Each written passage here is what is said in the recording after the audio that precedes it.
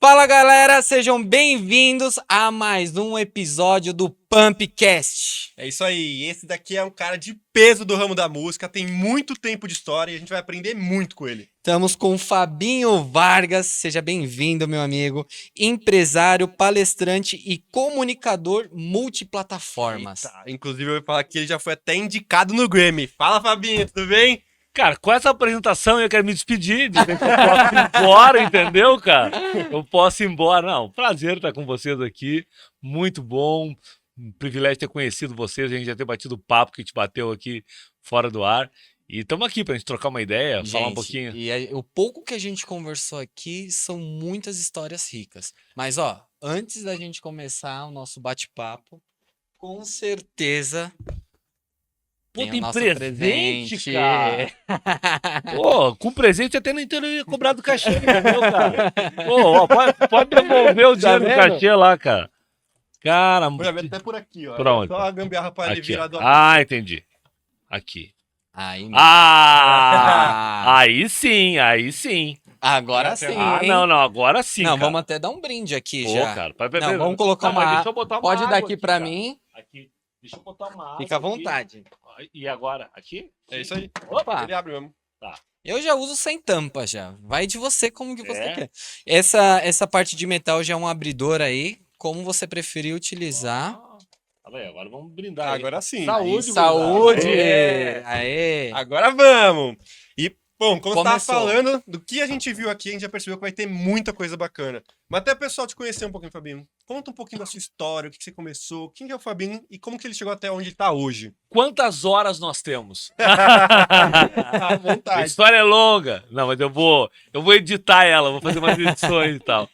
Cara, eu sou gaúcho, né? Eu moro numa cidade chamada São Leopoldo, a 35 quilômetros de Porto Alegre. Eu moro na grande Porto Alegre ali. E eu venho de uma família muito humilde. Meu pai era eletricista, minha mãe empregada doméstica. E quando eu era criança, a gente morava numa casinha de madeira de 5 metros por 5, com Caramba. um chão batido na frente, esgoto a céu aberto. E a gente não tinha nem luz elétrica e nem água encanada. E o banheirinho era de madeira no fundo de casa. Então esse é o início da nossa história. Eu tenho 2 irmãos, o Alex e o Lê. E a gente, como não tinha luz elétrica em casa, e não tinha televisão, né? Internet eu não vou nem falar, né, cara? Não vou nem falar. E aí o meu pai tocava violão, assim, músico amador e tal. Então o nosso divertimento à noite era tocar violão com meu pai. Meu pai adorava moda de viola, tal, Olha, essas músicas sertaneja raiz. tinha bom gosto. Tipo, um gosto maravilhoso. E ali a gente então ficava até altas horas da noite, tipo até 6h30, 7 horas da noite, porque escurecia assim que pouco, né, velho? Quando chegava 7 horas, 8 horas, os dedos estavam doendo já, a gente ia dormir. Mas brincadeiras à parte, a gente aprendeu música com meu pai e essa música mais tarde se tornou minha profissão. Eu virei músico. E Olha. eu sempre falo que eu me tornei músico muito mais por necessidade do que por talento. Eu era um músico meia boca, assim. Mas, cara, eu precisava ajudar em casa. E aí eu arrumei um emprego numa churrascaria. E lá na churrascaria eu matava 2 coelhos com um tiro só, como a gente diz lá no Rio Grande do Sul. Eu ganhava um dinheirinho e voltava jantado embora. O que dava uma mão Porra. tremenda, né? E ali a gente começou um grupo musical e tal, chamado Tcheguri, que existe até hoje. Tcheguri esse ano fez 33 anos de carreira. Caraca. 33 anos de carreira. Foi indicado ao Grammy Latino em 2009, né, na categoria de música regional. E, cara, foi muito bacana. A gente foi para Las Vegas. Imagina aqueles meninos lá da Vila Esperança, lá em São Leopoldo, de uma família muito pobre, tocando lá em casa. E, de repente, um dia, tá num hotel, né, cara, no Mandalay Bay, lá em Las Vegas. 5 estrelas. 5 estrelas, olhando tudo aquilo acontecendo e pensando. E lá, cara, lá em Las Vegas, o meu irmão, o mais novo, o Lê, ele deu uma. Durante. A gente tava ali no evento, né, cara? Tudo aquilo acontecendo. E o meu irmão trouxe um conceito, assim, muito espirituoso na hora, né, cara? Ele olhou e falou assim: olhou pra mim e pro Alex e falou assim: cara, tá errado. Daí nós olhamos: tá errado o quê, Lê? Ele falou: tá errado, cara. Nós não podíamos estar aqui. Como assim? Falei, cara, pensa no dia que nós saímos, cara. Ele falou assim, tá errado. Esses caras erraram em nos indicar o Grammy. Tipo, foge da lógica. Inacreditável. Foge da lógica, entendeu, cara? Foge muito da lógica. Então, Hoje, quando a gente olha a- o trajeto que nós andamos, cara, é inacreditável, né? Então eu sou um cara que venho dessa estrutura familiar de muito amor, assim, de uma relação muito próxima, né? De pobreza, mas de muita vontade de dar certo. Eu tenho um livro chamado Seis Passos para uma Vida Equilibrada, que no meu livro eu falo o seguinte: eu não tinha plano B, eu só tinha plano A. O plano A é que tinha que dar certo. Tinha que fazer Não acontecer. tinha outra alternativa, né? Então eu sempre falo que eu dei certo porque eu não podia não dar certo. Tinha que dar certo, entendeu? Sim. E aí, cara, e aí vem toda uma história. Eu, durante muitos anos, Quantos anos você ficou nessa banda? 20 anos. 20 É. anos. E aí, claro, como eu precisava tocar e viajar muito pro Mato Grosso, viajar muito pro norte do Brasil, pro Nordeste, eu fiz a inauguração da luz elétrica no quilômetro zero da rodovia Belém-Brasília. Pra tu ter uma Caraca. ideia, em 1991, Nossa. tá? E aí, cara, eu tive que parar de estudar. Você pegou aquele trecho é aquela rodovia que pega, que corta pelo meio da Bahia ali e sobe Não, ali eu tudo? também fui. Ali também fui. Não, Lem. eu gravei um DVD do Tia Guri em Lem, em Luiz Eduardo Magalhães. Chama Tia Guri ao vivo no maior CTG do mundo, porque fica lá. O maior CTG, Centro de Tradição Gaúcha, o maior do mundo, fica em Lem. Fica em Lem? Fica em Lem. Caraca, nem sabia disso. O maior centro de Tradições música. gaúchas do mundo fica em Lem. Buguei agora. É, Por quê? a 100 quilômetros de Barreiras ali. Cara, porque a gauchada, onde tem terra pra plantar, a gauchada vai. É verdade. Entendeu? Faz Tem uma sentido. comunidade muito forte, gaúcha Muito lá. focado. Cara, tem comunidade gaúcha no Piauí, velho. Tu entendeu? No Amazonas. Então, cara, aí dá 3 programas pra gente falar Não, o gaúcho é desbravador, né? E onde o gaúcho chega, ele monta um CTG. Ele chega na Austrália, ele monta um CTG. Ele chega nos Estados Unidos, na China. Cara, tem CTG, Centro de Tradição Gaúcha, no mundo todo. cara, Tem cara que nunca botou uma bombacha é aquela roupa de gaúcho, sei. nunca botou uma bombacha em Porto Alegre, mas ele vai morar na Austrália Coloca. e vira patrão do CTG, presidente do CTG, entendeu? E aí, cara, Acho isso muito legal, É, você levar sua origem pra onde você tá. e eu sempre fui um cara muito curioso. Então o que que acontece? Eu chegar, a música, a música ela tem uma magia. A música aproxima, né, cara? E a música tem uma coisa assim de inspirar as pessoas. Então tu imagina que eu saía lá de São Leopoldo, de Porto Alegre, e ia viajar para o Maranhão, para o Pará, para tocar nas colônias de gaúcho, né? Então eu levava aí 4, 5 dias de ônibus, o ônibus da banda, imagina um ônibus 1111, para o pessoal entender, o ônibus 1111 é como se eu fosse de Fusca, se fosse de Fusca pro Pará. Chegava lá, cara, pô, eu artista. E aí o artista vai para os melhores lugares. Vai jantar na casa do empresário mais importante da cidade, vai jantar com o prefeito e tal. E eu, como sempre fui muito curioso, eu chegava nesses lugares e eu queria saber do que vivia a cidade. Se era agricultura, se era Qual era a pecuária, se era renda? indústria. Eu queria saber qual é o partido político que comandava lá. E quando tu fala dos assuntos que interessam as pessoas, eles querem falar contigo daquele assunto. Então eu ia já, ou mesmo no Rio Grande do Sul, eu ia pro interior, e aí chegava numa cidadezinha que não tinha nenhum hotel direito. Aí ia jantar na casa do empresário da cidade. Aí chegava lá, eu perguntava pro cara, e o amigo faz o quê? Ele disse, eu tenho uma fábrica de parafuso. Como é que se faz um parafuso? Aí ele me explicava, via que eu me interessava, tá. Ele disse, tu quer ir lá na minha fábrica comigo? Eu quero. Aí ele mandava abrir a fábrica para me olhar. Que demais. E isso me trouxe cultura geral. Eu passei a ser um cara com uma cultura geral Você vai grande. ampliando seus Porque eu conhecimentos, fui ampliando, fui entendendo. Chegava lá em Lem e tinha uma plantação de algodão. E eu ia lá. Eu chegava no Tocantins, lá em Gurupi, em Guaraí, né? Gurupi, conhece? tu entendeu? Eu ia lá e eu ia, pô, lá em Gurupi, uma família lá que sempre recebia, a gente tinha uma fazenda de 25 mil metros, 25 mil hectares. Então, cara, a gente andava com eles pela fazenda, entendeu o que eles plantavam, como é que funcionava e tal.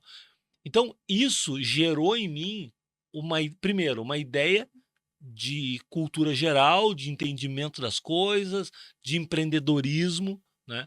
Só que eu não tinha estudo, porque eu tive que parar de estudar. Aí quando eu me organizei, me estruturei um pouco melhor, a primeira coisa que eu fiz foi voltar a estudar e fazer faculdade. Então eu terminei minha faculdade com 39 anos. Caramba, que legal. A minha formação é em marketing e eu me formei aos 39 anos de idade, Meu, que demais. entendeu? E aí, como que foi esse passo? Cara, o passo que eu tinha parado de estudar e vivendo de música e tal. E aí um dia eu queria saber se eu falei, pô, eu tenho que pelo menos terminar o segundo grau, né, cara? Era uma coisa que me incomodava. E aí eu passei na frente de uma escola lá na minha cidade, lá em São Leopoldo. Passei e tinha uma vaga no estacionamento bem na porta, assim.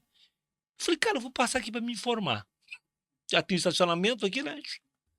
Parei naquela vaga. Eu digo que eu falo que eu tenho faculdade graças a uma vaga de estacionamento. Porque Ela eu tava ali te esperando. tava ali. E aí eu entrei e me informei. E a pessoa falou, não, me conheceu e tal, né? Uma pessoa conhecida assim, no Rio Grande do Sul.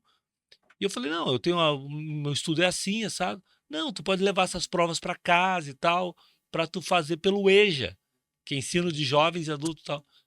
E aí eu falei, tá, mas aí como é que eu faço? Não, tu vai, tu estuda a matéria, marca a prova e vem e faz a prova. E tu vem fazendo de cada matéria, tu pode fazer por matéria. Eu falei, então me dá as primeiras aqui. Fiz a minha inscrição, fui para casa, estudei, já no outro dia liguei para ela, posso marcar para hoje? Ela, pode. Aí eu marquei, fui lá e fiz a prova. Corrigi, passou, vai para outra. E, cara, em 6 meses eu me formei no segundo grau. Aí eu fui fazer vestibular. Aí fiz vestibular, fiz faculdade e me formei. Caramba. Caraca. Parabéns, viu? Parabéns, porque é Pô, muita cara. determinação depois dos 30 anos, voltar pra escola. Sim, viu que aquilo ali não te fazia bem e Sim. você foi lá, encarou, se concluiu o ensino o escolar, né, e depois o superior. Executou. Mas sabe assim, eu fiz isso por 2 motivos. Um, que eu entendia que eu precisava do banco escolar. Mais do que o próprio conteúdo, eu precisava do banco escolar. Eu precisava, sabe, me conectar com outras pessoas mais jovens do que eu, com outras ideias. Sabe, Aquela eu reciclagem. precisava de um reciclado. E segundo, cara, porque eu tenho um casal de filhos. Na época eu tinha só um, tinha o Murilo. Agora eu tenho o Murilo e a Manuela. Mas eu tinha só o Murilo. E eu pensava assim, cara, se eu não fizer faculdade, como é que eu vou cobrar dele para ele ter? Como é que eu vou dizer para ele assim, pô, tu tinha que fazer faculdade? Ele falou, pô, mas tu não fez. Falei, cara, eu vou fazer por ele. E fiz por ele. E hoje ele faz Olha. faculdade de publicidade. É um incentivo grande. Eu falei, cara, eu vou fazer por eles, entendeu? E aí foi muito legal, porque eu tenho um amigo meu que diz que todo equipamento tecnológico deveria vir com um guri dentro da caixa, né? E é isso, cara. São gerações que vêm com outro chip, com outra ideia. Total. E quando tu te conecta com essas pessoas, tu, de alguma forma, tu te renova. E eu sou um cara inquieto, eu quero estar sempre renovando, eu quero estar sempre buscando uma nova oportunidade. Muito legal. Eu quero fazer uma pergunta dentro desse parênteses que você falou entre as relações das gerações e fazer essa reciclagem e estar antenado. A gente comenta sempre isso, mas a gente pega um trecho de uma pessoa que viveu em 1500 Uhum. e coloca ela em 1600, a vida dela não mudou muito. Sim. A forma de conseguir água, falta de Só mudou as energia, pessoas. só mudou as pessoas. E talvez algum utensílio ali, mas a vida não mudou drasticamente. Se a gente pega uma pessoa dos anos 50 e coloca ela nos 70, a Revolução Industrial transformou a vida já. Totalmente. Se a gente pega dos 70 e coloca nos 2000, cara, começou a internet já. Ali era o começo, mas a transformação já estava demais. O carro, Uhum. a energia, a forma que as pessoas já conviviam. Se a gente pega essa de 2000 e vai para 2024, cara, o mundo transformou. E agora com inteligência artificial, coisas que demoravam antes 10 anos, agora em 3, 5 já está acontecendo. Isso. Isso. E qual foi o principal gatilho que você teve quando você já era um cara que já, rodou muito no Brasil? Eu quero até Aham. comentar em relação a essa parte que você participou dos artistas que abriram caminho para quem Uhum. tá pisando hoje. Isso. A gente tem que respeitar e reconhecer quem fez essa abertura de caminhos, né? Mas qual foi o principal gancho que você teve quando você voltou para a escola, voltou para a universidade, iniciou, na verdade, né? Sim. Concluiu e você teve esse convívio com jovens. Quais foram os principais gatilhos que esses novos chips despertou em você? Cara, na verdade, assim, eu creio que nós precisamos estar em eterna evolução. Porque quem não cresce, diminui. Tu não consegue ficar no mesmo patamar. Porque quando tu para, alguém passa por ti. Uhum. Então, se tu quer ficar no mesmo lugar, tu tem que crescer. Para ficar no mesmo lugar, tu tem que crescer. E eu sou um cara muito inquieto. Eu sou um cara que eu acredito que nós não temos o direito de não crescer. Porque tem pessoas que não podem crescer. Vamos lá. Para alguém que nasce numa realidade mais difícil que a minha, ele tem menos chance do que eu ainda. E as nossas decisões não são tomadas por nós. As nossas decisões são tomadas pelos nossos pais. Então, os nossos pais é que tomam as decisões por nós. Eu tenho 5 anos de idade. Meu pai decide morar na Eslovênia. Qual o poder que eu tenho de dizer que eu não vou? Nenhum. Tá bom, então eu vou casar com uma eslovena, mas não foi eu que decidi, foi meu pai. Então, se eu não tiver essa capacidade de evolução, eu estou proibindo meu filho de evoluir. Eu preciso aproveitar as oportunidades para que eu deixe um caminho trilhado para os meus filhos. Então, as nossas decisões, elas impactam diretamente as pessoas à nossa volta. Então, tem pessoas que por algum motivo, por falta de oportunidade, muitas vezes por viverem numa família desestruturada, elas não têm essa oportunidade. E elas queriam ter. E de repente eu tenho uma pequena chance e não aproveito, eu estou sendo injusto com aquelas que queriam. Então, Perfeito. isso é que sempre me moveu. Eu sempre pensei assim, eu era de uma família muito pobre, meus pais não tinham condições, mas de alguma forma o meu pai, ele deixou um legado incrível que foi a música para nós. A música, no nosso caso, a minha família, ela foi a mola propulsora. A música nos levou para lugares e esses lugares acabaram nos impulsionando. Eu tenho certeza absoluta que se eu não tivesse sido músico, eu não estaria aqui. Eu boto fé. Porque a maioria dos meus familiares, eles não conseguiram ter as oportunidades que eu tive. E eles não eram menos capazes que eu. É porque eles não tiveram as oportunidades que a música me deu. Então a música me deu a O oportunidade. meio que você estava. Cara, a música me deu a oportunidade de descobrir que tinham coisas além do que os meus olhos viam. Comecei a viajar, ir para outros lugares, almoçar num restaurante, dormir num hotel. Coisas que quem está nos ouvindo agora deve dizer, besteira. Quem é que não dormiu no hotel? Muita gente. Quem é que não comeu no restaurante? Muita gente. É que a gente vive dentro de uma bolha, né? A gente acha que aquilo que a gente vive, todo mundo vive. Não. Então, a música me deu a oportunidade de conversar com pessoas ricas culturalmente. Pessoas que me dizem assim, porque eu li um livro tal. Eu digo, eu vou ter que ler esse livro também. Anotava e lia. Eu me lembro que uma vez eu fui na casa de um empresário. Cara, era um médio empresário, assim, numa cidade do interior do Rio Grande do Sul. Cara, e eu cheguei lá e eu vi um monte de revista Veja, sabe? Lembra dessa revista? Sei. Um monte, assim. Daquelas revistas, aquilo me chamou a atenção, sabe? Daí eu falei pra ele assim, eu falei, o senhor gosta de ler? Ele falou, eu todo dia toda semana chega a revista pra mim e ela me mantém informado. Eu falei, cara, isso é legal, hein? Pô, isso é legal. Sabe o que eu fiz? Eu cheguei em casa, a primeira coisa que eu fiz foi uma assinatura da revista Veja. E eu já aproveitei e fiz uma assinatura de jornal da minha cidade também. Falou, pô, já quero em dobro já. Entendeu? Porque, cara, aí ali eu entendi, eu li as páginas amarelas vendo a entrevista de caras importantes, entendeu? Cara, que legal, olha o que esse cara fez. Aquilo me inspirava. Daí eu entendi um pouquinho da política, um pouquinho de economia, um pouquinho de cultura geral, um pouquinho de música. Cara, tanto, tanto que eu sempre cantei música regional, gaúcha, mas, cara, os meus grandes ídolos na música foi o Roupa Nova, o Djavan, porque eu queria ver outros horizontes, entendeu? Sim.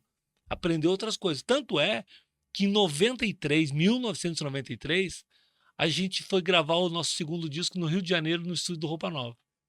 Caraca, legal. Nossa, isso daí pra você foi uma Não, realização. cara, tu imagina meus ídolos agora que eu venho no estúdio dos caras. E mais, eu compus uma música com o Ricardo Fegali, que é o tecladista do Roupa Nova, chamado Guria, que se tornou um grande sucesso do Tia Guri. E o Fegali ficou meu amigo. Hoje eu sou amigo dele, a minha esposa é amiga da Tininha, da esposa dele, pessoas que nós amamos e tal, né? Eu sou amigo de todos eles, mas falei do Fegali porque é o cara que compôs comigo, meu amigo há 30 anos, né? E isso, a partir dali, pô, tu é amigo do cara, o cara vai fazer um show lá num teatro em Porto Alegre, tu vai, tu já conhece os bastidores, ah, os caras montam assim, pô, aí tu vai dentro da tua estrutura, Adaptando. adaptando, tu entendeu? Aí o Roupa Nova tinha um estúdio, nós fomos, vamos construir um pra nós também. A gente construiu um estúdio pra nós. Olha. Então, tu vai criando referências, e em cima dessas referências, tu vai montando uma estrutura para ti. Então, eu acredito nisso. Por isso que eu falo muito sobre empreendedorismo hoje, e eu sei que a gente vai falar da minha academia, da nossa academia lá de Aham. empreendedorismo. Eu falo, cara, as pessoas muitas vezes confundem o empreendedor com o empresário. E são coisas diferentes. Um empresário normalmente é um empreendedor. Mas um empreendedor não necessariamente é um Exato. empresário. Uhum. Cara, um cara que é um pastor, por exemplo, é um empreendedor da fé. Total. Alguém do terceiro setor é um empreendedor, cara. Uma mãe de família que com um pouquinho consegue sustentar uma família, uma mãe solteira. Total. Ela é uma Quer mais empreendedora. empreendedora que ela, velho? Guerreira Não, de com verdade. certeza. Guerreira de verdade. E hoje em dia tem até o intraempreendedor, né? Que é exatamente aquela pessoa que tá numa função dentro de uma empresa, mas ele tem o ar de empreendedor, ele tá resolvendo problemas, ele tá buscando soluções. Eu chamo esse empreendedor, né, do cara que brinca de ser dono da empresa do outro. Que é sensacional, ele só tem ativo, não tem passivo. Sim. Verdade. Tu entendeu? Tu treina como ser gestor da tua empresa no futuro. Aprende com o dinheiro dos outros. Exatamente, cara. Esse é o cara inteligente. Agora, cara, o cara com mente bitolada é aquele que reclama do chefe o dia inteiro e vive às custas do salário que o chefe paga. Acho que esse cara é injusto pra caramba, entendeu? Eu sempre falo pra minha turma de mentoria e tal, quando vem falar mal do chefe, eu falo, cara, não tá gostando do teu chefe? Não, porque o meu chefe é isso, aquilo. Eu falo, cara, pede demissão. Vai embora. Vai embora. Ah, mas eu não posso. Então aguenta. Agora não fala mal do cara que bota o pão na tua boca. Isso é verdade. Entendeu? Porque amanhã vai ser tu o cara que vai botar o pão na boca e alguém vai falar mal de ti. Então, pelo menos honre o salário que tá recebendo. Não é obrigado a ficar ali. Tenha coragem. Só não quero esse Ninguém vai cara. na cama dele acordar e falar, vem trabalhar. Não, Tá cara. lá porque é a melhor opção pra ele. É. Vou embora. Entendeu? Vou embora. Eu sempre fui dessa linha, mas teve uma coisa que você me despertou um gatilho que na minha cabeça era óbvio, mas você me despertou um gatilho aqui agora de atualização. Quando você foi lá ver a casa daquele cara, que ele assinava o Veja, Uhum. uma coisa que eu me identifico com você é xereta. Aham. Fuça em tudo. Curioso. Isso é legal. Então, assim, pra quem tá assistindo a gente, eu acho que o primeiro ponto disso tudo aqui é o interesse pelas coisas. Não é só Isso. ver. Não. É eu querer ir atrás, é eu ler um livro, é eu ler uma matéria, é eu buscar informações. O que aquela pessoa faz que eu não faço, né? Então, acho que esse Isso. primeiro passo é fundamental. E quem tá assistindo pode reparar, a maior parte das pessoas que a gente traz aqui de sucesso tem essa característica. E normalmente elas falam isso, inclusive. Isso. De fuçar. Mas a questão também é de atualização. Porque você falou, pô, o cara falou que ele assinava Veja pra ficar antenado. Isso. Quais eram os outros canais que as pessoas tinham pra estar atualizado? Como que funcionava naquela época? Cara, o rádio. As pessoas pensavam nisso? Em se manter atualizado? Passava isso no pensamento? Cara, eu acho o seguinte. A internet hoje, ela nos atualiza de 10 em 10 segundos. Né? Então é mais fácil da gente entender que as pessoas estão atualizadas ou não. Uhum. Né? Apesar de que hoje a atualização também é um pouquinho diferente, porque ela atualiza por nicho, né? Tem muita É. informação, né? Tem muita informação. Então, às vezes tu não entende nada de um nicho, mas tu é super antenado em outro, são as bolhas, né? Mas, cara, as pessoas, naquele tempo, né, quando eu era adolescente, quando eu era jovem e tal, cara, eu, por exemplo, eu me atualizava muito através do rádio. Através do rádio, cara. Por quê? As agências de notícia trazem as notícias pro rádio e o rádio Certo. Replica. replica ela. Então, cara, eu sempre fui um cara que escutei muito rádio. Muito. Isso era uma coisa. A outra coisa era jornal. E a outra coisa, cara, era ouvir quem sabe mais. Então, cara, eu sabia que tinha uma palestra, eu ia atrás. Tu entendeu? Sim. Eu sabia que tinha um cara que...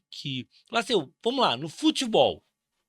Eu sabia que tinha um cara ali no futebol que era um empresário, que era um político, que era um cara que já tinha viajado pro exterior, tinha saído do Brasil. Cara, eu sentava do lado do cara. Eu queria ouvir ele falar. Eu queria entender coisas que ele já tinha vivido e que eu não sabia nem que existia. Porque uma coisa assim, ó, a gente não sente falta do que a gente não sabe que existe. Total. Tem um comunicador famoso lá no Rio Grande do Sul, falecido já, chamava Paulo Santana. E ele, cara, ele tinha uma frase que eu acho espetacular. Ele dizia o seguinte: só os ignorantes são felizes. Porque é o seguinte, cara, a ignorância faz com que tu ache que tu sabe tudo. Tudo tá bom. Uhum. Então tá tudo bom. Tu entendeu? Agora, quando tu quer ir mais longe, pô, eu lembro assim, hoje é até mais fácil viajar para fora do Brasil, mas imagina, eu tô com 53 anos. Quando eu tinha 18, 19 anos, cara, eu não conhecia ninguém que viajava para fora do Brasil. Principalmente nas minhas relações, uma família pobre. Pô, de repente um dia eu descobri um cara. O cara tinha ido para os Estados Unidos, velho. Cara.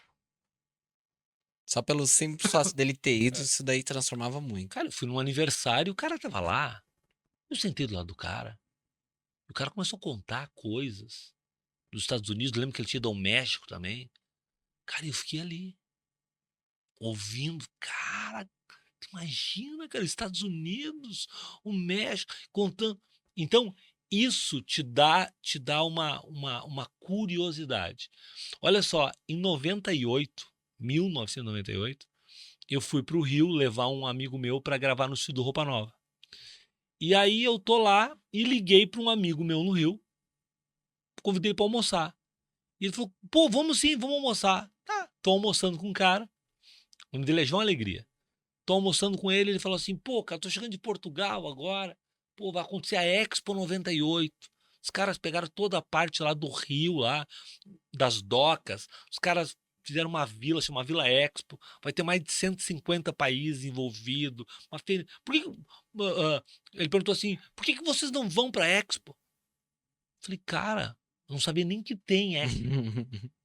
Quanto, Nem sabia o que era isso. né? E nunca saí do Brasil. Daí ele falou, cara, quem tá levando os artistas é um amigo meu.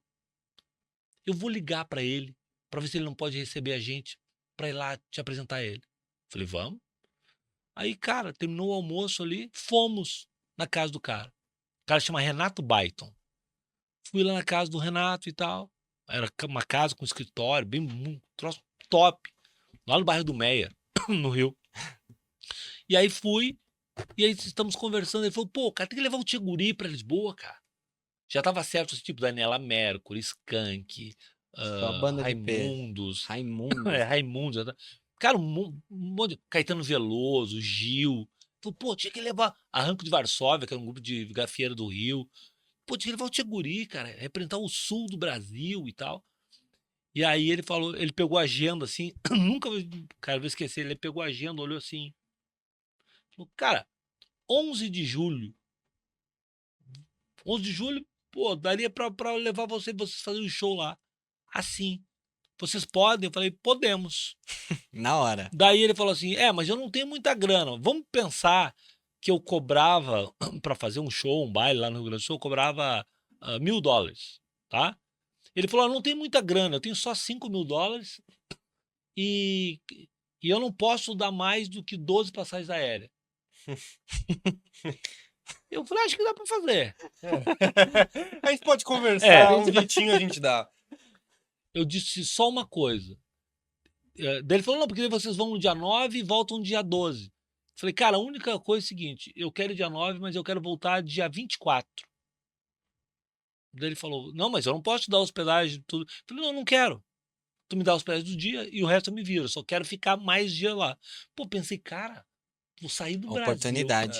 Oportunidade. Vou juntar uma grana e tal e vou ficar lá com a turma, velho. Né? E, cara, e fomos. Mas olha como as oportunidades acontecem quando tu vai na direção delas. Cara, fomos. Tô na recepção do hotel lá em Lisboa, no primeiro dia, tem um cara sentado. Batendo papo assim. E o cara viu a gente ali com roupa de... são gaúchos, tá? Pô, sou brasileiro também, tá? Aí o cara bateu um papo, pá. Fomos passar o som do show. Volta só o cara. Tá tomando uma bebidinha ali e tal. E eu sentei e comecei a bater papo com ele. E ele começou a conversar e tal. Ele falou, cara, eu tô indo num bar lá no Alto Lisboa, tu não quer ir comigo? Você não quer ir comigo? Tem um músico de Cabo Verde cantando lá e tal. Eu falei, vamos. Aí fui com ele.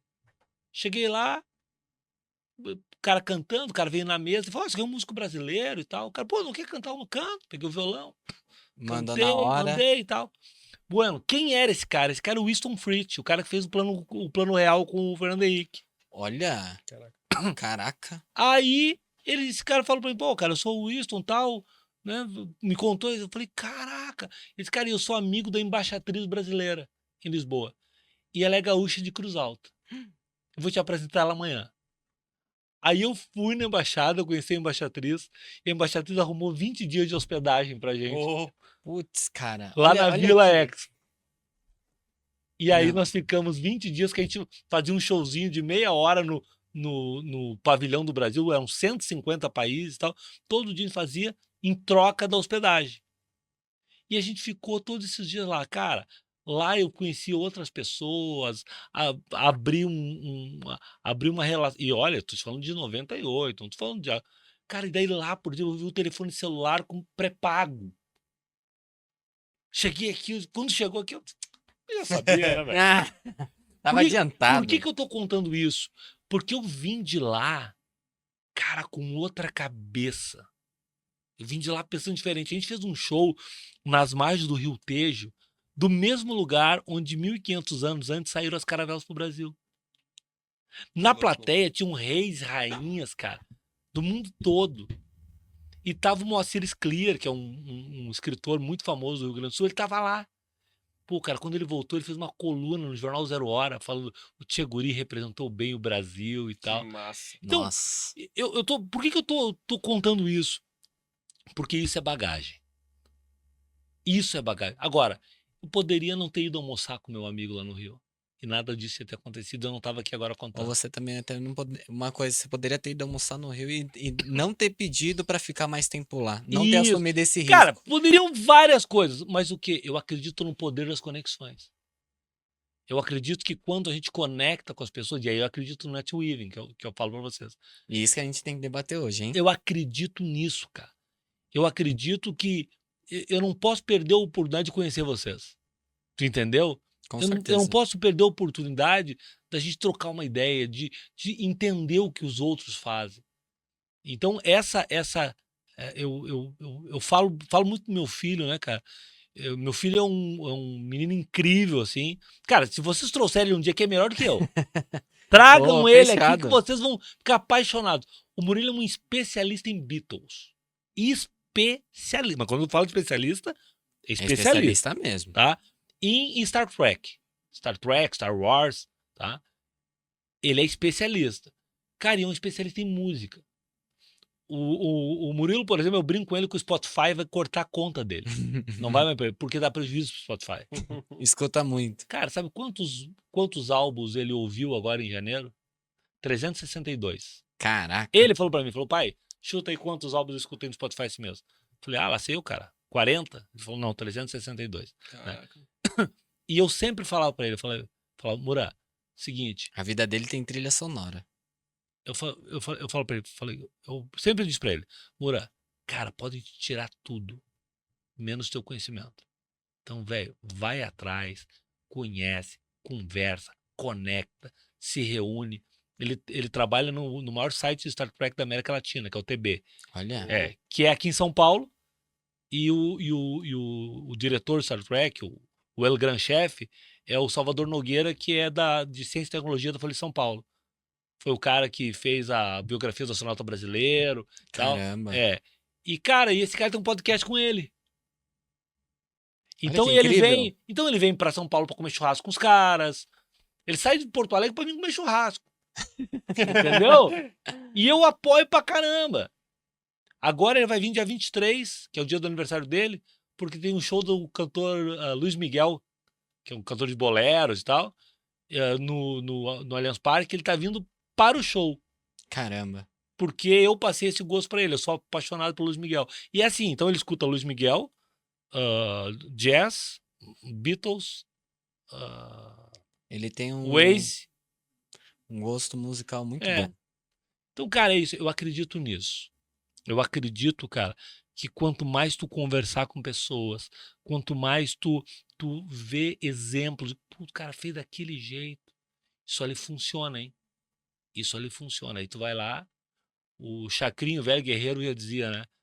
Claro, agora eu mostrei que eu sou velho, né? O cara que fala Chacrinho. Mas o Chacrinho dizia que nada se cria, tudo se copia. E quem não se comunica, se trumbica. Fato. E até puxando um gancho disso, dessa parte da música, é muito legal ver o seu filho que tá seguindo o mesmo caminho que você e que hoje já tá no mercado. Uma coisa que pra você antes era de outro mundo, você Sim. demorava 5 dias pra chegar num lugar e hoje ele vem pra São Paulo pra Sim, pra comer um churrasco, cara. Isso. Isso é demais escutar, sabe? Isso é muito bom. Desculpa te interromper, mas só para mim ser coerente com o que eu falei antes, que eu falo da oportunidade. Meu pai me deu o máximo de oportunidade que ele conseguia me dar. Então eu tenho a obrigação de dar para meu filho o máximo de oportunidade que eu posso.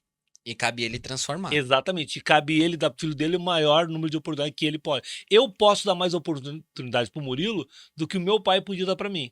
Mas isso é uma condição momentânea. Naquele momento, meu pai podia fazer. Ele fez o máximo. Ele fez o melhor. Então eu não posso fazer menos que o máximo. Perfeito, perfeito. E eu queria pegar e já aproveitar que você passou por todas essas transformações.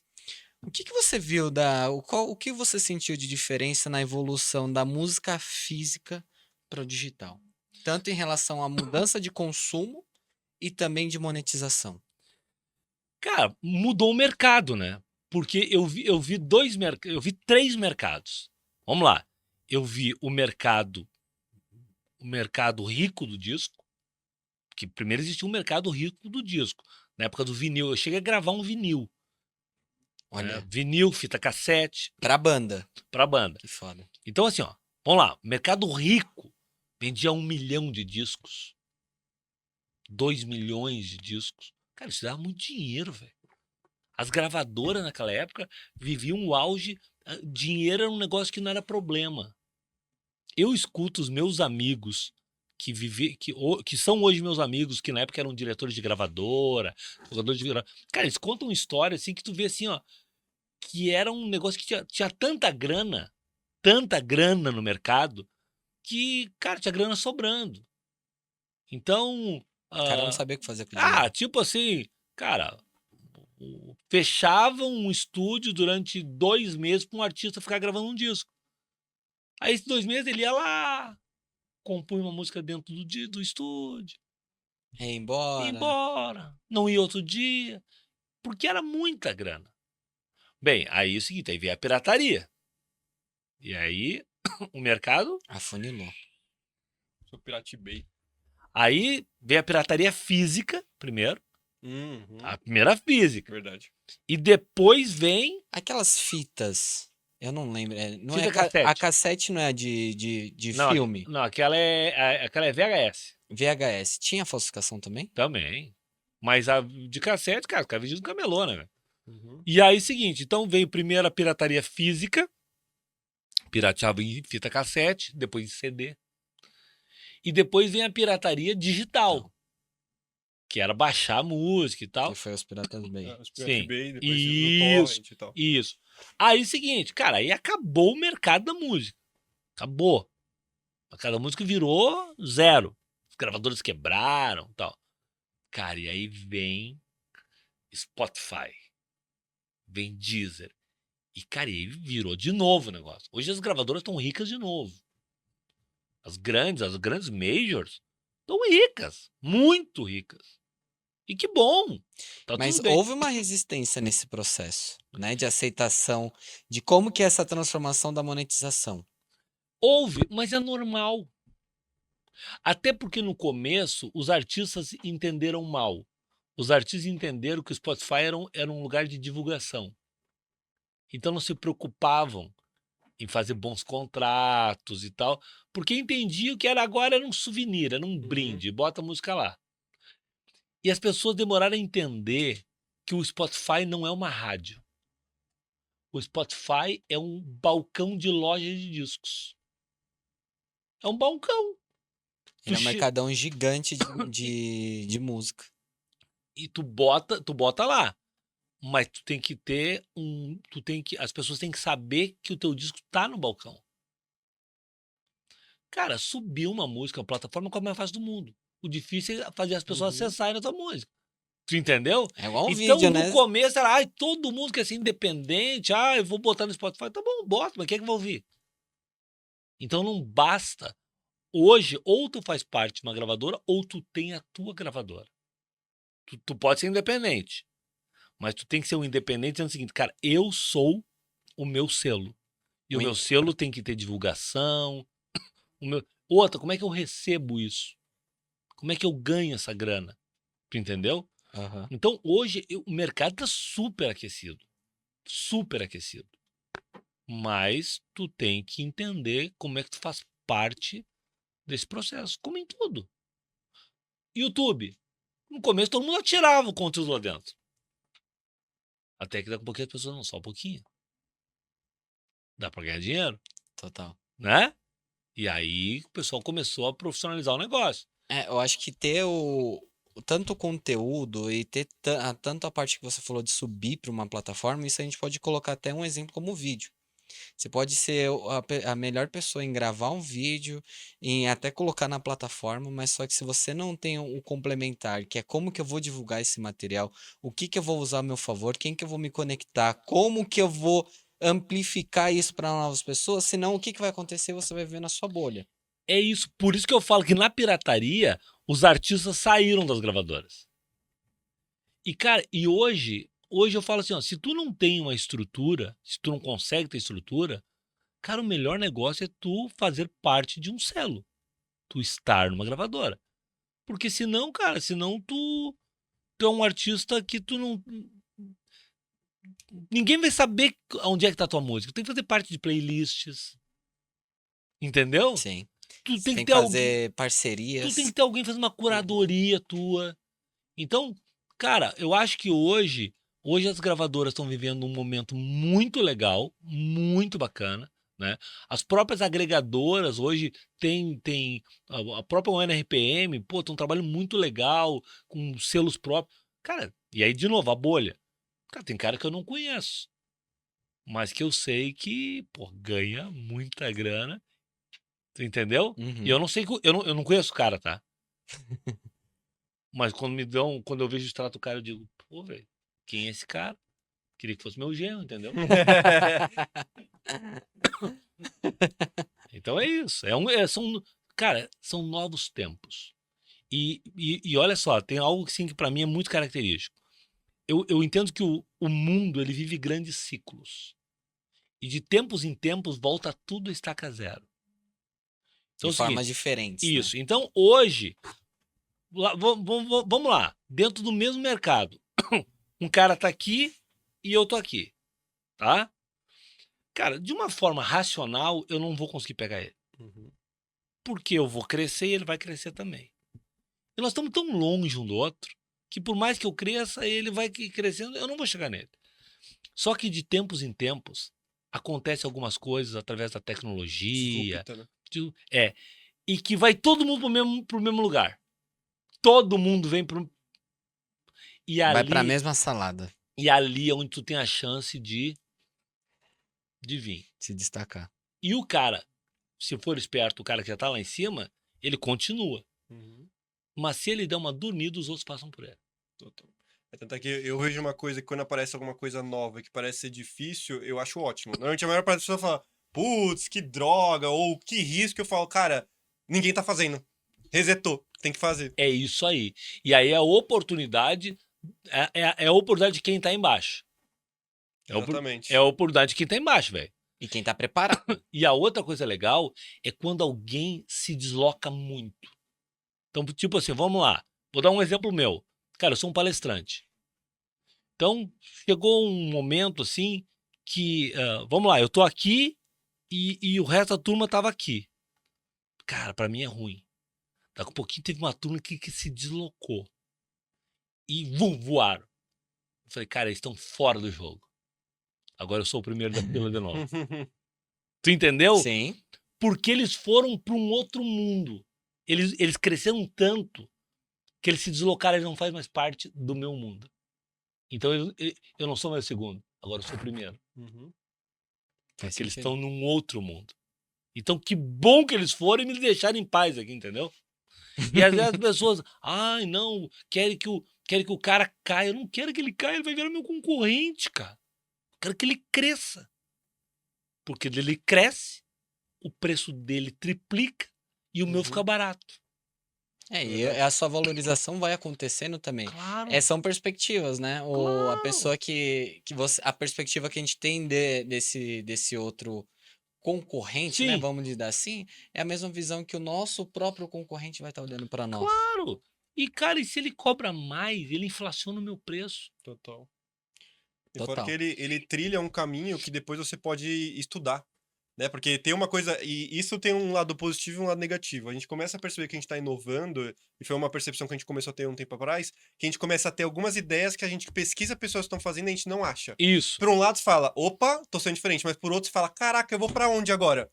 Porque não tem alguém pra você exatamente falou, nada se cria, tudo se copia e melhora. Cara, tem um filósofo francês, 1800 e uns quebradinha, que ele fala uma frase que pra mim assim é um norte pra minha vida. Ele fala assim, que sem saber que era impossível, ele foi lá e fez. Cara, às vezes a gente não faz as coisas porque a gente sabe que é impossível. Então a gente não tenta. Porque, não, cara, isso é impossível. Já se arrependeu antes. Isso, aí como eu sou muito ignorante, não tenho conhecimento, eu não sei que é impossível. E eu vou e faço. Gostei dessa. Entendeu? Cara, tem muitas coisas na minha vida que depois que eu fiz, que estava tudo estabelecido, eu falo assim, cara, eu sou um idiota, por que eu fui tentar isso aqui? Isso aqui não era para ter dado certo. E aí outras pessoas, talvez com um pouco mais de conhecimento, com um entendimento um pouco melhor das coisas, falam, não vou nem tentar isso ali não é assim e tal. Blá, blá. E, cara, isso acontece todo dia. A gente vê, cara, pessoas fazendo um negócio, depois que ela fez, tu pensa assim, ó, cara, como é que ninguém pensou nisso? Uhum. Não, um monte de gente pensou. Só acharam a mesma coisa que tu achava agora. Pensou assim, ó, se fosse tão fácil, alguém já tinha feito. Total. Quem faz ou é ignorante ou louco, né? É isso aí, eu sou os dois, então tá bom. É ótimo. A Steve Jobs fala, né? Os loucos que pensam que vão mudar o mundo são de fato os que fazem, né? Porque só quem é louco que vai pensar pra fazer. Olha aqui, ó, só um pouquinho. Meu bem, eu tô fazendo um podcast aqui. Ao Tô no vivo. meio do Ao podcast, vivo. ao vivo. Te ligo depois. Beijo. Ela tava preocupada. Tem que atender. Uma coisa que eu queria entender, dentro disso você colocou várias características que são necessárias para o empreendedor. Uhum. Adaptabilidade, curiosidade, ir atrás, fazer. Eu queria entender como que você saiu da parte de músico para se tornar um empresário, para se tornar um empreendedor. Como que foi essa, entre aspas, porque empreendedor você já era, mas como você foi para se tornar um empresário? Cara, na verdade eu sempre fui um empresário. Porque mesmo quando eu era cantor lá do Tcheguri, eu era o cara que organizava o escritório, que era o cara que cuidava da estrutura, que mandava o ônibus para a oficina para consertar, que comprava equipamento, que tinha ideias de como podia divulgar melhor, que negociava com a Você gravadora. já gerenciava o negócio. Eu era esse cara, né? Eu era esse cara. eu sempre brinco que eu era cantor porque eu era o sócio da banda, né? E daí eu e meus irmãos decidiam que eu era cantor e acabou. Né? Mas assim, eu sabia dos meus limites, né? Sabia dos meus limites. Mas, cara, sempre fui um cara muito antenado, com muita vontade de fazer. Daí a gente depois teve junto uma produtora de eventos, tivemos a primeira gravadora de um grupo musical assim, no sul do Brasil, foi nós. Teve uma gravadora chamada SL4. E eu lancei até o Frank Aguiar, que é o cãozinho dos teclados, Olha, lancei lá no sul, né? Então, por exemplo, eu montei uma gravadora onde eu fiz uma parceria com uma distribuidora de alimentos. Então eu chamava Valores, Chama, meus amigos lá de São Leopoldo. E aí eles vendiam os CDs, eu fazia, botava numa caixinha, montei uma caixinha que cabia 5 CDs e uhum. vendia no checkout dos mercados, mercadinho até 3 checkouts, compra de impulso. Tava ali, R$ 5,90. O cara comprava. Então tive gravadora também e tal. Só que eu entendo que a vida ela é feita de ciclos. E que muita gente morre abraçado nos ciclos que já acabaram. E, cara, eu entendi que quando acabava um ciclo, eu falava, cara, acabou. Encerrou. Não tem apego, né? Vão pro outro. E aí, claro, daí tem algumas coisas muito peculiares da vida de cada um de nós. E na minha, em 2007, nós descobrimos uma doença incurável para a medicina na minha esposa. Minha esposa foi diagnosticada com esclerose múltipla, que é uma doença incurável para a medicina e tal, e ela começou a perder os movimentos. E ela era uma menina, ela tinha 27 anos, fazia faculdade de nutrição, Novíssima. e começou a perder os movimentos. Nosso filho tinha 2 anos, 2 para 3 anos, Murilo, e ela foi perdendo os movimentos e tal. E para encurtar a história para vocês, eu nunca tinha passado na porta de uma igreja, e aí fui convidado por um pastor que ficou meu amigo e tal, para ir na igreja dele. Cara, e eu fui e Deus curou a minha esposa. Caraca. Caraca. E aí eu sou um cara que sempre falo assim, cara, contra fatos não há argumentos. Né? Então eu não discuto religião, porque cada um tem a sua, e O tá tudo fato é bem. esse, né? Mas eu não podia discutir comigo mesmo. Eu vi aquilo acontecer. Ninguém me contou. Eu vivi aquela experiência. E aí, com isso, veio a nossa conversão. Para vocês terem uma ideia, nesse momento a Silene já não morava mais na minha casa. Ela morava na casa da mãe dela, para a mãe dela cuidar dela. E aí, cara, Deus começou a operar um processo de cura nela. Ela voltou para nossa casa. Então já houve a restauração do nosso casamento também. Voltou para nossa casa, Deus curou ela. Aquela mulher que ia morrer, mais tarde deu à luz a nossa princesinha, que é a Manu, que tem 8 anos agora. Então, quer dizer, mulher que ia morrer, agora, né, dá Tá luz. bem. Além disso, ainda se torna mãe de novo. Né? Hoje a Silene é escritora, mentora de mulheres, palestrante. Nossa, que incrível. Né? Tem uma vida incrível, 100% curada. Né? E, cara, e daí com isso a gente também se apaixonou por Cristo. E eu sempre falo o seguinte, cara, que religião em si, a religião mesmo, ela não transforma a vida de ninguém. A religião, inclusive, até ela é a causa das grandes guerras do mundo, né, cara? Agora, eu entendo que o que transforma é Cristo, que no meu caso, por ser cristão, acredito que Cristo deu a vida por nós na cruz. E também porque eu descobri algo que foi muito impactante na minha vida. Eu descobri que acreditar em Deus é fácil. Acreditar em Deus é a coisa mais fácil que tem no mundo, cara. Não tem nada mais fácil. Tu olha para o céu, para o mar, para o verde e pensa assim, cara, uma força criou isso. Você crê. Cara, uma força criou isso. Pode chamar de Deus, como tu quiser. Tu vai entender que uma força criou isso. Então é fácil acreditar em Deus. Acreditar em Jesus é um pouco mais difícil. Por quê? Porque Jesus ele é transformador e multiplicador. Então Deus criou, e todos os milagres de Jesus na Bíblia ou é de criação ou é de multiplicação ou é de transformação. Jesus nunca pegou um cara que não tinha perna e deu perna pro cara. Sim. Ele pegava um cara que tinha perna, mas que não caminhava e dizia, levanta e anda. Ele pegava um cara que tinha olho, mas não enxergava e dizia, agora tu enxerga. Ele pegava pãezinhos e peixinhos ali, 2, 3, e alimentava 5.000 pessoas. Ele pegava água e transformava em vinho. Então, sempre ou transforma ou multiplica. Sempre isso. Cara, e daí para acreditar nisso, eu tenho que entregar alguma coisa para ser transformado ou multiplicado. Então, para mim acreditar em Jesus, eu tenho que ter coragem de entregar. Quem não tem coragem de entregar, não pode acreditar. Então eu tive, por não ter uma outra opção, eu entreguei a vida da minha família e da minha mulher na mão de Jesus. Falei, tá na tua mão. Minha mulher tá doente, os médicos dizem que ela vai morrer, que não tem cura. Tá contigo. Cara, o que Deus fez? Jesus veio e curou. Com isso, restaurou meu casamento, transformou a minha vida, E me curou multiplicou. e multiplicou. Eu tinha síndrome do pânico. Eu infartava todo dia. Todo dia eu infartava. Psicológico, mas eu infartava. E, cara, e com isso, me trouxe um outro referencial de vida. Então, hoje eu sou pastor, pastorei uma igreja, uso a minha vida, eu brinco com meu sócio até, na Maestro, que eu uso 90% do meu tempo para as coisas relacionadas à transformação da vida das pessoas e 10% para a empresa. Né? Porque eu não preciso trabalhar muito.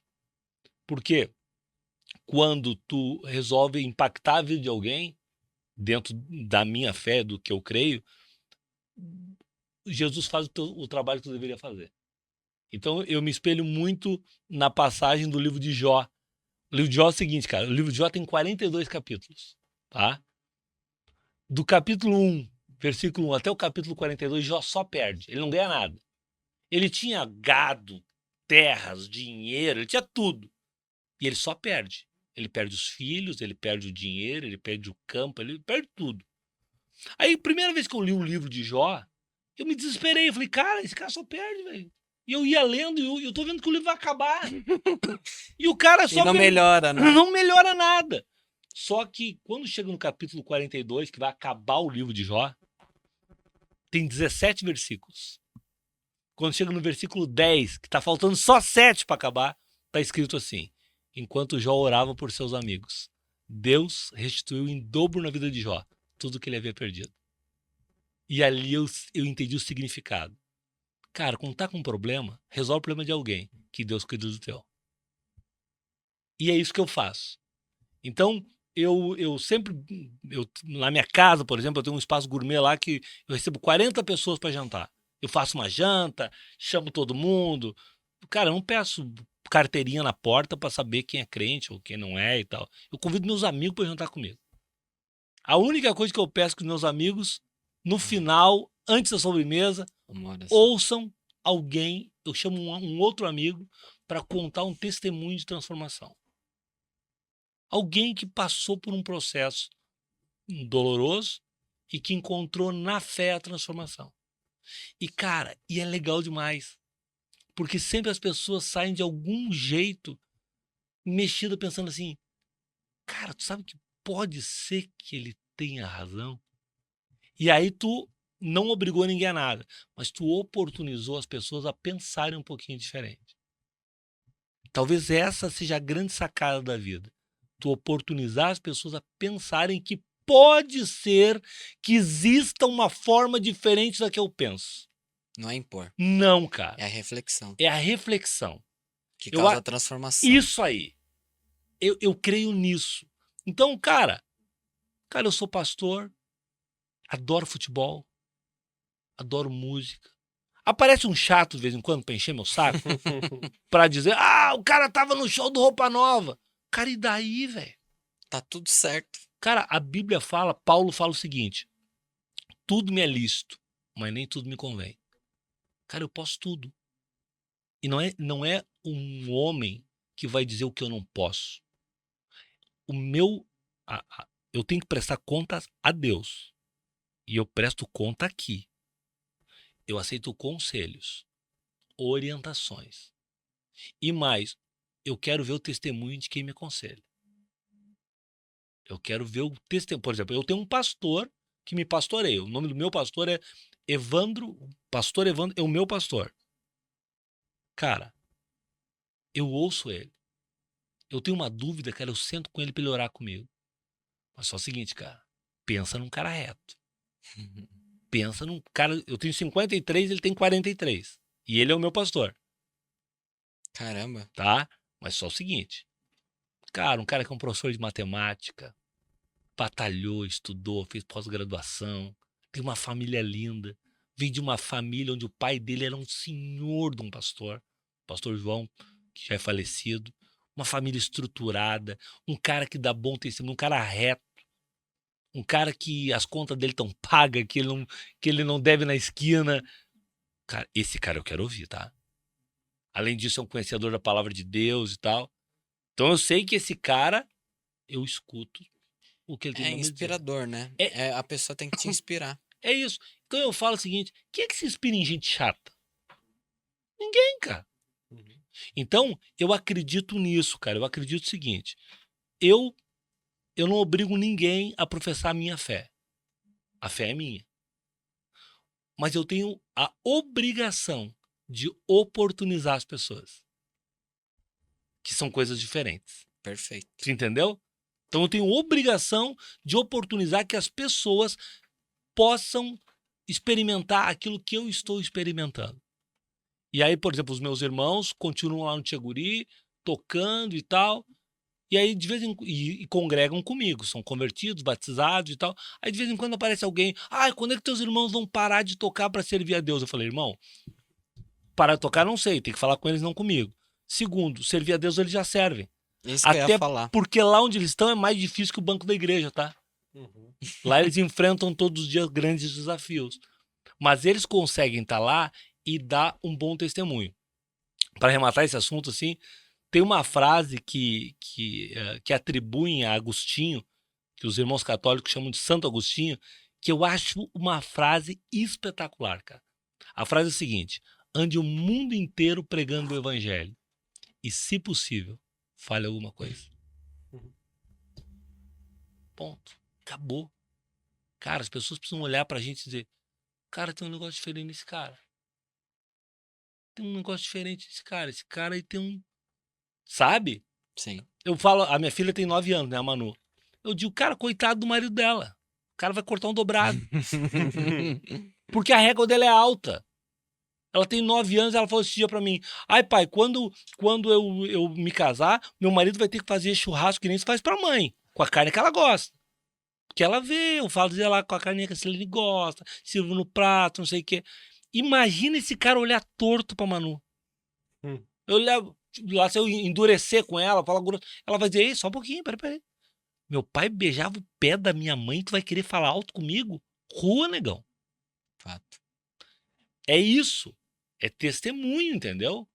É testemunho. Então eu acredito, então eu sou pastor. Às vezes o cara fala assim: eu preciso te chamar de pastor. Eu falei, cara, me chama de Fabinho. Eu falo porque eu sou pastor. Mas, cara, Sou carne e osso igual você. igual. Mesma coisa. E mais, cara, não vou te pedir carteirinha pra saber se tu é ou se tu não é. Ah, se nós sair daqui agora, por exemplo, eu não bebo álcool, tá? Mas eu não posso dizer que é pecado porque a Bíblia não diz que não pode beber. Ela diz que eu não posso me embriagar. Ficar bêbado, né? São coisas diferentes. Tá, mas eu não bebo. Aí nós vamos todo mundo aqui fazer um happy hour. Cara, vai todo mundo. Cara, eu não vou beber. Mas eu vou ficar ali, eu vou Vai ter uma comunhão com interagir você. igual e tá tudo certo. Cara, sabe por quê? Porque cada um é dono do seu nariz. Eu acho que um ponto disso daí é aceitação. Eu sou o que eu sou. Eu acho que a geração de hoje, ela tem esse problema de quem eu sou. Isso. Eu tenho que beber pra estar com vocês aqui. Eu tenho que fazer o que vocês fazem pra eu me sentir bem nesse convívio. A partir do momento que a gente se aceita, tá tudo Cara, bem. Você faz o que você quiser da sua vida, você também, e eu tô bem. a minha função, e eu não vou nem falar como pastor, a minha função como cristão é orientar se tu me der a oportunidade de orientar. Entendeu? Tipo, se tu perguntar pra mim, Fabinho, o que tu acha disso? Eu vou dizer, tu quer ouvir eu não vou te dar a minha opinião. Eu vou te dizer o que a Bíblia fala. E eu vou te dar a minha posição. Mas a partir dali a decisão é tua, não é mais minha. Entendeu? Posso falar tudo, mas quem vai desenhar Não, essa cara. história... Porque a decisão é tua. Até porque tu não pode terceirizar a tua decisão. Uhum. A tua decisão é tua. Não adianta depois tu reclamar e dizer, porque o Fabinho me orientou mal. Cara, eu vou te dizer o que é. Tu entendeu? Um dia uma mulher veio falar comigo, né, sobre o marido tinha batido nela. O que eu achava que ela devia fazer? Eu falei, tu tá perguntando a minha opinião como pastor, como... Não como pastor. Abre um BO. É agressão. O cara te agrediu. Tu entendeu? Acabou. Não... Eu vou te dizer pra ele, ai, não. Depois, tu quiser conversar com ele e tal, mano, é problema de vocês. Tu entendeu? Eu não vou te dizer o que tem que fazer. Agora, só uma coisa. Se tu permitir uma vez, na segunda ele te mata. Então, cara, a religiosidade, eu acho que ela não ajuda. O que ajuda é tu viver o que a palavra ensina. Então, eu creio nisso. E eu levo isso para os meus negócios. Por isso que, por exemplo, eu tenho uma palestra que chama Gestão por Princípios. Eu falo para as pessoas como a gente deve colocar os princípios do evangelho no negócio. E eu tenho uma outra que é convertendo o seu CNPJ. Olha que legal. Convertendo o CNPJ. Como é que eu converto um CNPJ? Simples. Fazendo na minha empresa aquilo que eu faço na igreja.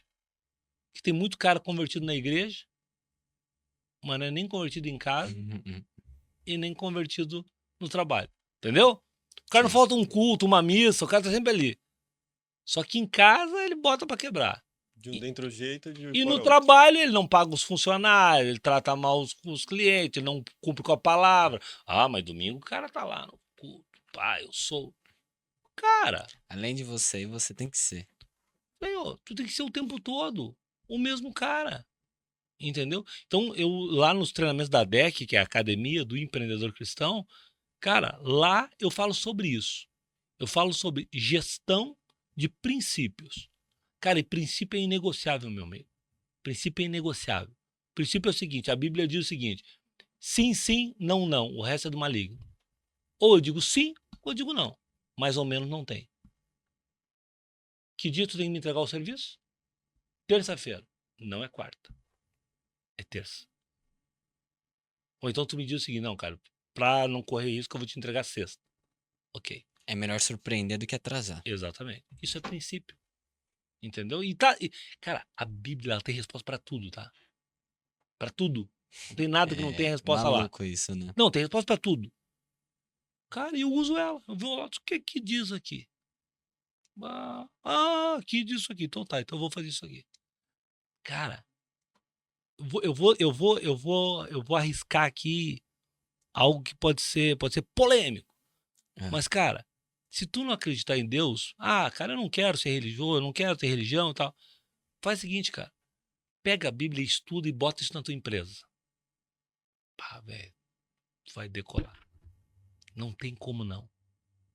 Porque, assim, é sabedoria refinada. Tu entendeu? É sabedoria refinada. Coach, velho, treinador, todo mundo bebe lá. A diferença é que uns falam, outros não, tu entendeu? Mas tu, uns enlouquece depois, tal, né? Você sabe de que eu tô falando. Eu jamais falaria do Pablo Marçal, né? Mas, cara, uns enlouquece depois, né? Como eu não sou cara polêmico, eu não vou dizer que eu tô falando do Pablo Marçal.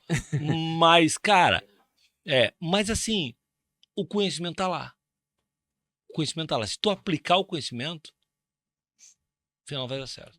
É o que você falou de Top. princípio, Ó, né? acabou o programa. Acabou não, porque Agora- agora tem uma outra pergunta. Eu vou fazer minha última pergunta. Pô, acabou, cara? Eu vou fazer a minha última pergunta. É em relação à parte evangélica? Não, é só. Deixa eu- Pode fazer. Eu vou voltar pra Então outra vamos lá. Eu quero entender de tudo isso que você está falando hoje em relação à pregação, a estilo de vida, como a gente tem que se portar, como a gente tem que colocar no nosso CNPJ, enfim. Nem todo mundo é perfeito, né? Aham. E aí eu queria entender hoje qual o papel da música gospel para ajudar a integração dos jovens e ainda afirmar ainda mais ou passar uma mensagem para as pessoas que já são da igreja ou que querem entrar na igreja. Já que a gente estava falando do Tá. mundo da música. Vamos lá. Nós podemos pegar a música gospel e dividir ela em duas. E aqui eu não tô dividindo em dois dizendo que uma parte do que eu vou falar é ruim e a outra é boa. As duas são boas. Uma é entretenimento. Existe uma música gospel que é entretenimento. Cara, a música é bonita, que a música é legal, que é bacana, mas que, cara, ela é feita de forma comercial. E eu não vejo problema. Tá tudo bem também. Inclusive cantada por pessoas que não vivem diretamente aquilo, tá? Mas como cada um pode fazer o que quiser da sua vida, quem é que tem o direito de proibir as pessoas de falar de Deus? Ninguém tem direito. Não, fulano não pode falar. Pode sim. Ele pode falar do jeito dele. É um direito que ele tem. Agora, existe o louvor, que para mim é diferente. O louvor é aquela canção ou aquela forma que tu interpreta ela, de preferência no culto, onde ela te serve como uma estrada para falar com Deus, para chegar em Deus. Eu tenho muitos amigos, cantores evangélicos, cantores gospel, cristão, como você quiser chamar. Cara, o show dos caras é maravilhoso. Só que esse mesmo cara no show é um viés e na igreja é um pouco diferente. Porque no show ele também tá para entreter. Porque senão eu não posso cobrar ingresso. Se não for entretenimento, no show eu não posso cobrar ingresso. Total. Na igreja é diferente, cara. Na igreja a atmosfera é outra. E o ambiente é outro. E ali tem coisas no culto que não cabem. Por exemplo, vamos lá. Uma música eletrônica no culto vai ficar meio estranho, cara. Tu entendeu? Concordo. Mas, pô, cara, tem o DJ PV que é maravilhoso. Que faz música eletrônica gospel. Pô, cara, pra uma festa, acho maravilhoso. Pra um show, perfeito. Não que eu acho que alguém tem direito de proibir ele fazer isso num culto, não é isso? Eu tô só dividindo. Sim, sim. Agora, cara, num culto, existe uma atmosfera ali que a música, ela serve como um fio condutor. E aí, cara, o culto é não sei se você já for num culto. Um culto é uma das experiências mais extraordinárias que existe. Cara, minha filha, por exemplo, tem 9 anos. Ela ama ir no culto. Ama. Eu amo ir no culto. Pra você ter uma ideia, tá? O dia que eu vou pregar, tá? Enquanto eu não tô pregando, cara, eu não sento lá em cima no altar. Eu tô sentado ali com a galera, aproveitando a atmosfera. Eu quero viver aquilo ali. Eu quero cantar junto aquelas canções. Então, a música gospel em si, gospel, eu acho que ela é generalista, tu entendeu? E aí tem várias vertentes. E tá bom, e pra mim todas estão boas. O Oficina G3, que é rock and roll, o PG, que é meu amigo, que faz um rock maravilhoso, o Tem rapper André e também. Felipe, que é sertanejo. Cara, tem pra todo mundo. E tá tudo legal. E quando qualquer um desses vai pra dentro da igreja, eu acho que existe uma certa liturgia ali dentro. E essa liturgia tem que ser o seguinte, cara, agora que nós não vamos fazer show. Agora, independente de ter luz ou não ter luz, não é disso que eu tô falando. Eu tô falando da liturgia do cantar mesmo, ela. Cara, ali agora é a hora. E aí, de novo, cara, tem o worship, tem a música mais tradicional, e pra mim todas são legais. O meu filho, eu falo pro Murilo que o Murilo ele é muito velho, cara. O Murilo, ele é muito quadradão pra lance Ele tem 18 anos. Adora Beatles, mas louvor ele quer o da harpa da Assembleia de Deus, tu entendeu? Uhum. Ele brinca que quando ele for. Ele brinca, porque no meu governo, pai, vou proibir o worship nas igrejas. Né? E eu não, eu adoro um worship. Adoro, cara. Repete 42 vezes a mesma letra, tem 5 linhas. Tem 5 linhas e 14 minutos de música. Eu amo, cara. Você fica repetindo ali, você entendeu? A mesma coisa. Acho maravilhoso, né? Cara, mas eu também adoro ouvir porque ele vive, posso crer no amanhã, porque ele vive, que já é bem tradicional. Então, eu acho que não tem muito regra. E pra amarrar o final da minha resposta, cara, eu sempre falo o seguinte, pra mim existe uma igreja pra cada um. Deus promove uma igreja pra cada um. Cara, tem lá Deus é Amor, Assembleia de Deus tradicional, onde só pode ir de gravata, a mulher não corta o cabelo, não sei o quê. Cara, tem algumas pessoas que aquela igreja é ideal pra eles. Pra mim, talvez fosse um pouco difícil, eu ter que ir de terno e gravata a todo culto, talvez eu não me adaptasse. Mas talvez aquelas pessoas não se adaptassem na minha igreja, que talvez seja moderninha demais. Entendeu? Eu acho que tem uma igreja pra cada um. Até mesmo a religião, né? Claro, cara, Às vezes ela não se identifica com uma igreja, mas Não elas é têm. comunidade, né? Você não vai ficar numa comunidade, você não se identifica. é isso, cara. Então, assim, eu acho que é uma questão de comunidade. Tu entendeu? Cara, pra ti tá bom naquela igreja? Um dia eu ouvi o padre Fábio de Mello falando um negócio que eu achei maravilhoso, cara. O padre, e eu acho que serve pra nós do que a gente tá falando. O padre Fábio de Mello falou assim, ó. Pô, cara, um monte de gente reclama, né, cara? Por que que padre é celibatário, né? E ficam dizendo que isso não é justo, o padre não poder casar e tal. E ele falou assim: vocês já viram uma passeata de padre reclamando? Então deixa a gente. Tu entendeu? Deixa a gente. É a mesma coisa que eu falo. Cara, não, porque não é justo mulher não poder cortar o cabelo lá na Assembleia de Deus. Cara, mas essas mulheres não estão reclamando, deixa elas lá, com o cabelo comprido.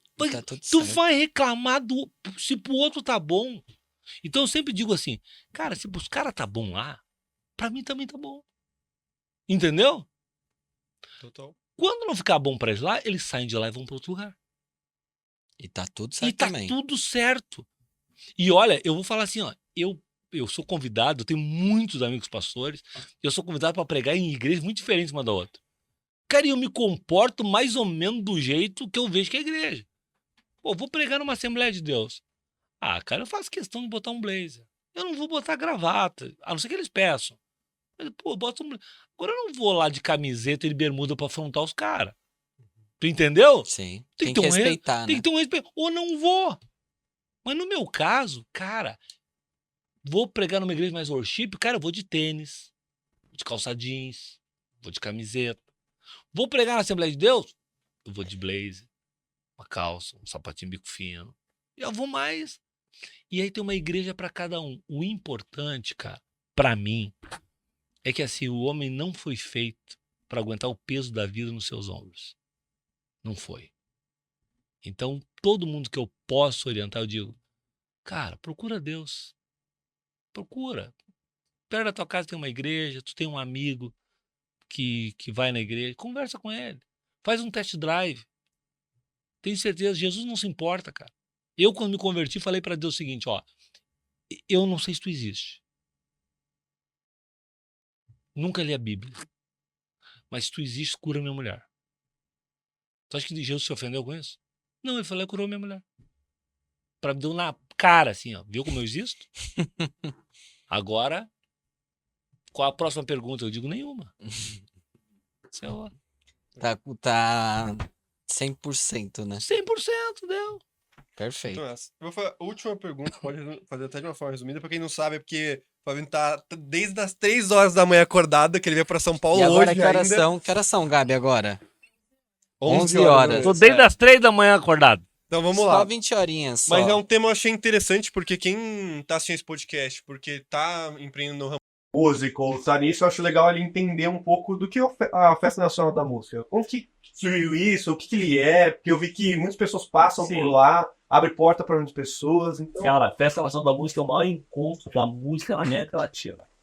Então, na Festa Nacional da Música, vai quem tá fazendo muito sucesso, quem já fez muito sucesso, ou quem vai fazer muito sucesso. Então, a festa foi criada por um grande amigo, chamado Fernando Vieira, que infelizmente nos deixou durante a pandemia. E a festa ficou parada esse tempinho. Vai voltar esse ano, capitaneada pelos filhos do Fernando, meus queridos amigos, Fernandinho e a Manu. Que legal. Que vão seguir o legado do pai e eles têm café no molho para isso. Entendeu? Tá no sangue. Ficaram com o legado do pai. Eles já trabalhavam com o pai na festa. Eu conheço o Fernandinho desde gurizinho, a Maju, andando pelos corredores da festa e tal. E agora estão assumindo de fato, né? Já tinham assumido, o Fernando já estava passando bastão e tal. Então vai voltar esse ano. E, cara, a festa é fechada num hotel em Bento Gonçalves, Hotel da Longa. E lá ela já foi em Gramado, já foi em Porto Alegre. As últimas festas já eram em Bento Gonçalves.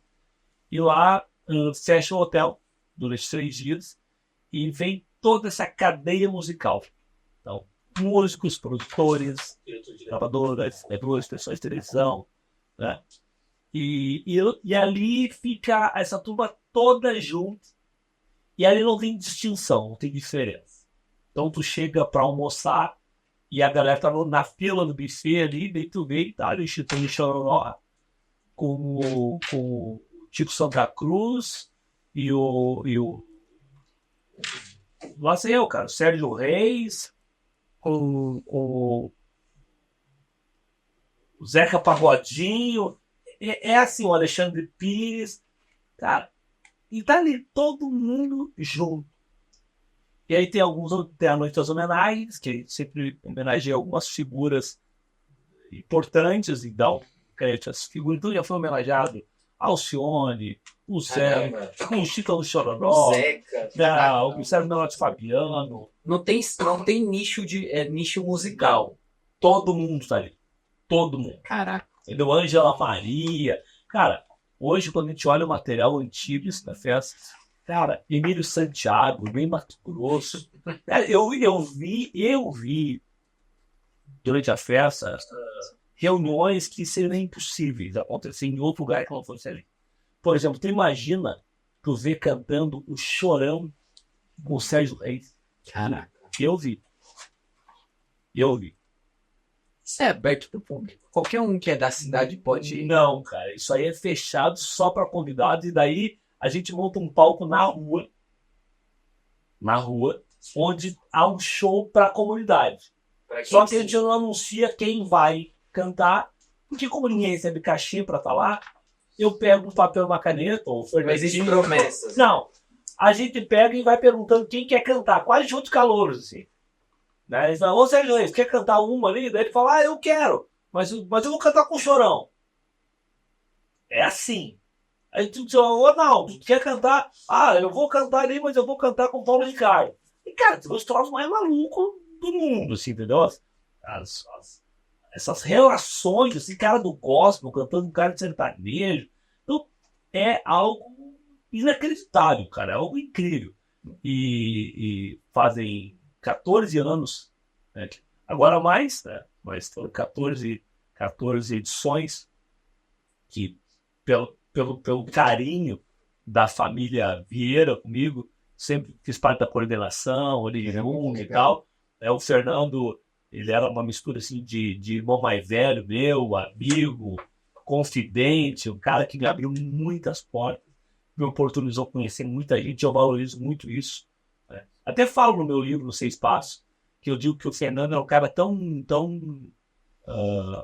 e legal que eu fiz essa homenagem para ele em vida. Eu escrevi no meu livro que ele era um cara tão maravilhoso que ele fazia de conta que precisava de mim para me botar na cara do gol. Então, tinha coisas que eu sabia que ele não precisava de mim. Mas ele fazia questão. Mas ele fazia questão, tipo assim, ele me ligava e dizia, ele me chamava de meu pastor. Meu pastor, seguinte, vamos pro Rio de Janeiro semana que vem lá, fazer reunião com as gravadoras e tal. Eu falei, Fernando, semana que vem eu tô cheio de coisa. Vai mascarar agora então. Vai mascarar, entendi, ficou mascaradinha. Eu falei, não, Fernando, tá, eu vou. Não, então tá, vamos dar tirar tua passagem. Aí tiraram minha passagem aérea. Que eu não tinha. Mas que ele promovia essa autoridade. Cara, isso é de uma grandeza, cara. Sem tamanho, sem limites, entendeu? Então, eu continuo sendo apaixonado pela memória dele, esse cara que foi mais que um irmão para mim.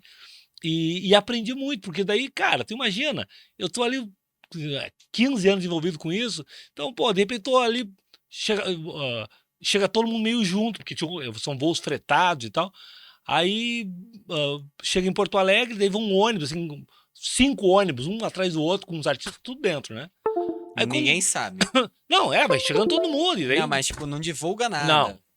Aí tu imagina quando chegava lá, olha a cena. Eu tava parado assim, de repente, e senti alguém me abraçando por trás, assim. Sabe quando o cara não quer que tu veja, assim, né?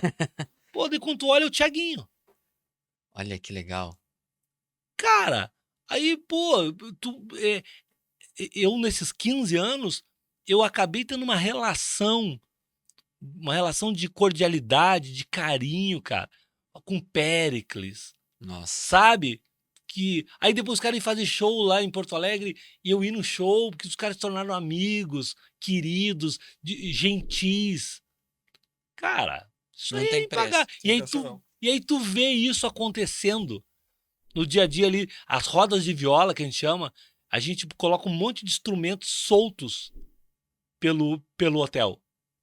E a galera vai pegando instrumento e vai tocando. Aí tu imagina na madrugada. Cara, tu chegava num canto lá, tava Surge coisas surreais. cara, tava o Alexandre Pires cantando com a Daniela Mercury, entendeu? A Fafá de Belém cantando com o Tico Santa Cruz. Diferente, hein? Onde é que acontece isso? Não acontece, cara. Só na festa. Então, pô, cara, tu pega o material da festa da música, tu enlouquece.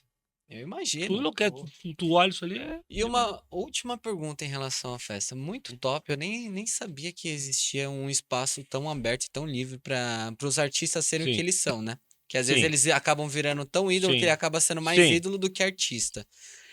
Como que é o financiamento dessa festa? Cara, O que move para acontecer ela? financiamento de empresas. O Fernando Vieira era o cara.